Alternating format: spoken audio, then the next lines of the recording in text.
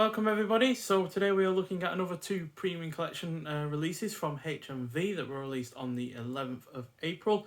And the first of which is number 152 in the collection from 1963, the mystery film The List of Adrian Messenger. Now this is directed by John Huston, who did the classic films The Maltese Falcon, The Treasure of the Sierra Madre and The African Queen, and as well as Key Largo, all four of which starred Humphrey Bogart. Also did The Man Who Would Be King and The Asphalt Jungle. And this has a fantastic cast to it. You've got Tony Curtis, Kirk Douglas, Burt Lancaster, Robert Mitchum, Frank Sinatra, and George C. Scott, all of which who have done good stuff before in films that I've seen. Also stars Dana Winter, who was in the original Invasion of the Body Snatchers, as well as the first Airport film, and Clive Brook, who was in, I think, one of the Marlene Dietrich films that I have seen. So, but still, that is a great cast, and really looking forward to seeing this. So, the plot is basically a writer named Adrian Messenger believes a series of apparently unrelated accidental deaths are actually linked murders. He asks his friend Anthony Geffen, to recently retired from MI5, to help clear up the mystery and provides him with a list of the victims' names. Soon afterward, Messenger's plane is bombed while he is en route to collect the evidence to confirm his suspicions, and with his dying breath, he tells a fellow passenger the key to the mystery. So, it sounds really, really good. And with that cast, the fact that it's got a really good director that I've seen several films from before that are absolute all-time favourites, and the fact that the score is by Jerry Goldsmith, I am really, really highly anticipating this film. So, unfortunately, though, I have yet to get around to watch it because my watch list is chock full of films at the moment, especially in terms of films that I actually own. So, but I will eventually get round to it. But as per usual with these premium collection releases, you get art cards and you get a poster. There's a disc itself.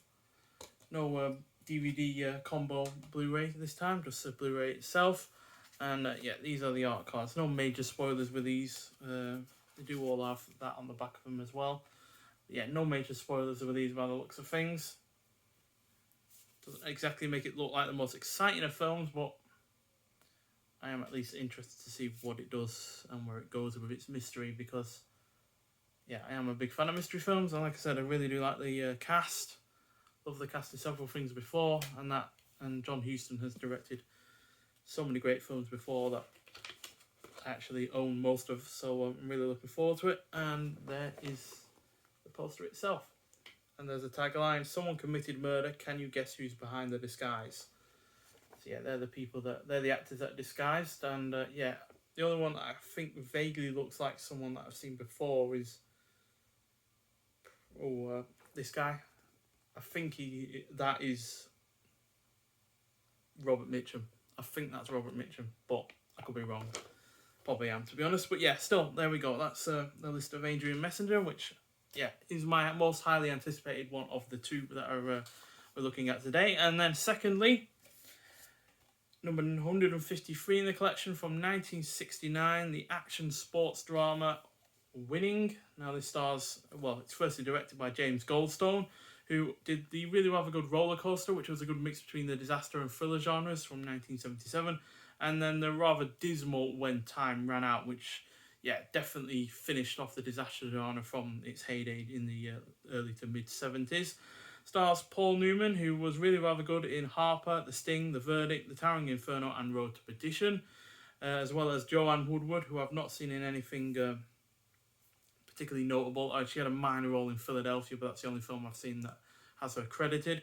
And then it also stars Robert Wagner, who was also in The Towering Inferno, as well as the 1953 version of Titanic, the 1963 version of The Pink Panther, as well as a really rather fantastic World War II film Between Heaven and Hell, and the equally disastrous The Concorde Airport 79 in terms of disaster films, which with When Time Ran Out also killed off the disaster genre in fine style, or rather awful style, should I say. And this is about Frank Capua, who is a rising star on the race circuit who dreams of winning the big one, the Indianapolis 500. But to get there, he runs the risk of losing his wife Alora to his rival Luther Erding, and strains a relationship with his stepson. So I've not heard the best things about this film. Quentin Tarantino, for instance, was quoted as saying he'd rather saw off his fingers than watch this again, which isn't the most promising of reviews in a lot of ways. And I haven't seen the best reviews from other people online either.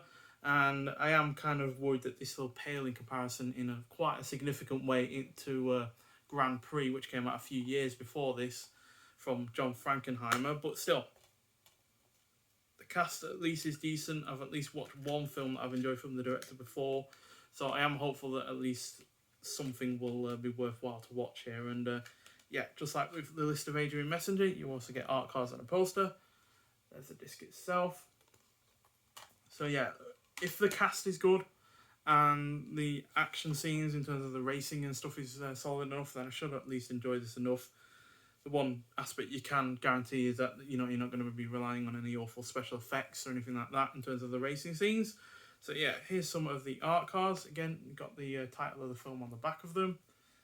And there we go.